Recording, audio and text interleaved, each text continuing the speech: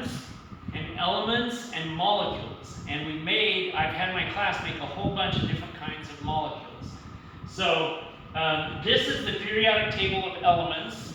And you said you had one of these charts? Or maybe it looks like this? I have a book about it called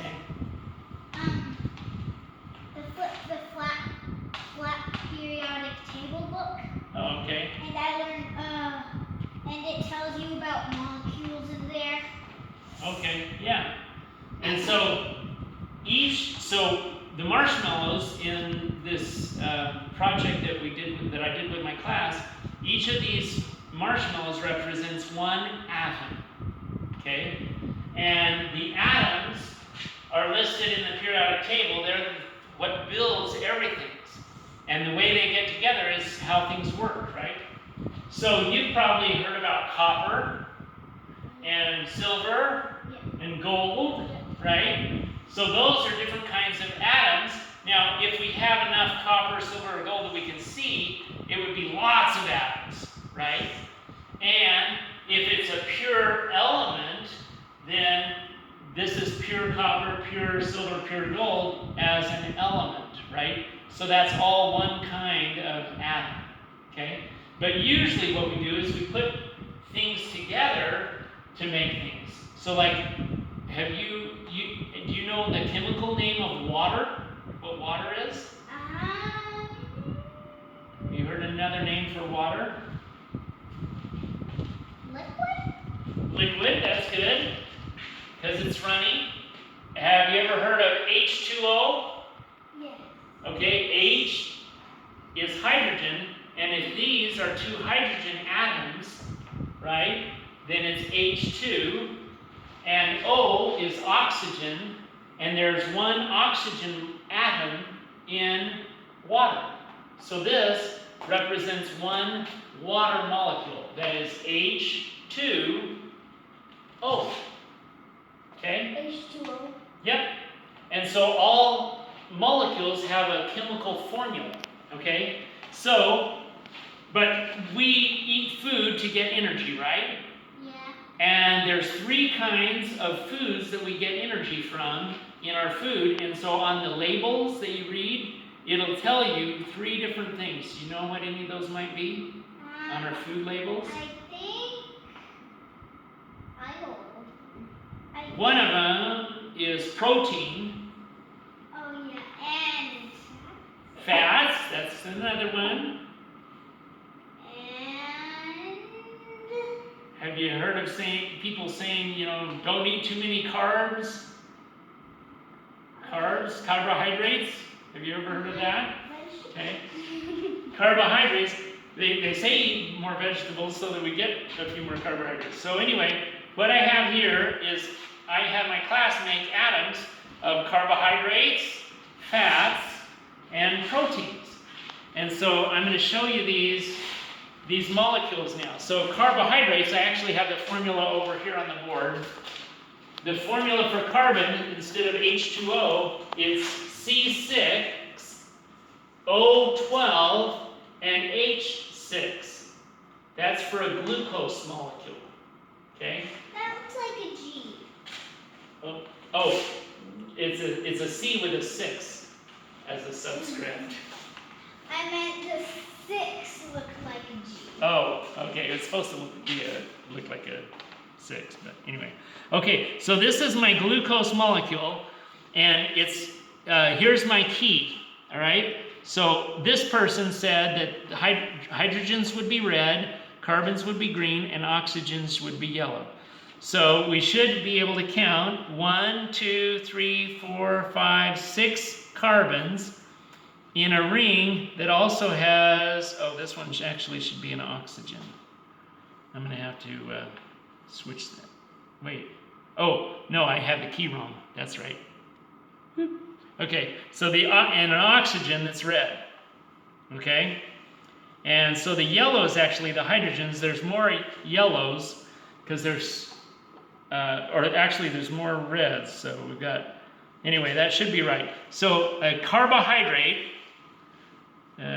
she didn't label it as carbohydrate, but a carbohydrate is a ring. So this is a glucose, which is a kind of sugar molecule, and we get a lot of energy from that. Okay, any questions about that? Okay, and the formula for that would be that C6O12 and H6. Now, you know about fats, or have you ever heard of fatty acids?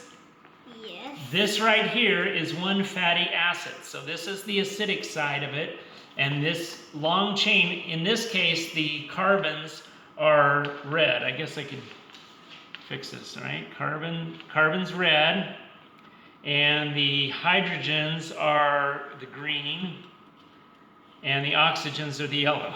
There we go. Some of my students use different keys for it.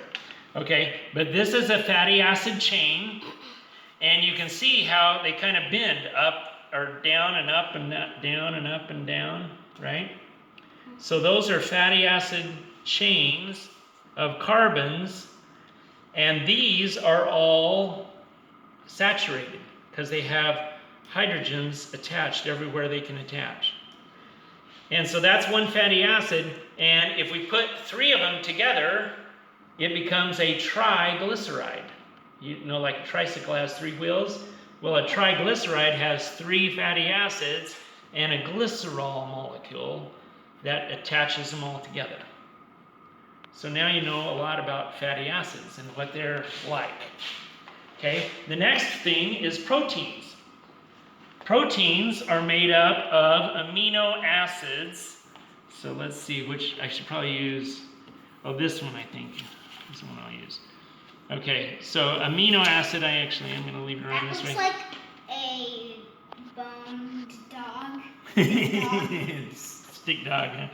So the reason it's called amino acid is because this side of the backbone of a amino acid is has a nitrogen in it. So in this case, the red is for nitrogen. The nitrogen is right here in between carbon and oxygen is nitrogen. And if you've ever smelled ammonia, it smells bad, but it's a good cleaning agent. There's a mystery ammonia element. Oh, yeah. The ammonia is NH3. So there would be 3 hydrogens around 1 nitrogen in ammonia. But this is an amino acid, so it's attached to 2 carbons. So there's nitrogen, carbon, carbon. And then this side with the oxygens, and this H is a hydrogen, so that makes it acidic because it has extra hydrogens on this end. And so it's it would be like carboxyl. This would be a carboxyl acid group, and this is the amino group, and so they call it an amino acid. But when we put these amino acids together in a chain so that it has carbon, carbon, nitrogen, carbon, carbon, nitrogen, then it makes a protein. And the protein has the amino acids. The amino acids all have the carbon, carbon, nitrogen, but they have a different side group, and so we call it R, because we don't know what it is until we identify which specific amino acid. There's about 20 different amino acids, and they have different chains that go out this way. It could be a carbon chain like this, or it could be a ring like that, but it's a chain that's going over here. And so, but we put them together in a peptide chain or a protein, like your hemoglobin protein that carries the oxygen in your blood, is like 100 amino acids long.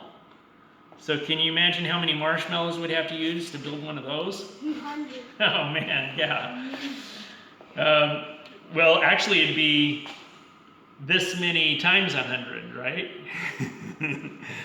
So, plus if we had the side chains, then it'd really get complicated. And when these two come together, if this comes together, let's see, we got carbon, carbon, nitrogen. Yeah. So this would come together, a water molecule would come out, and we would end up sticking this together. So yeah, see this and this would come out. Look at that. This would be H2O would come out. So I'm going to form if I want to form a protein, then I got to put it together like that. Only the colors aren't right. Oops. Oh well. So anyway, because the students use different keys. But anyway, that's about a protein. And that's how proteins make. And the DNA is a molecule that would be C several billion, and oxygen several billion, and OH several billion. So it's really big molecule.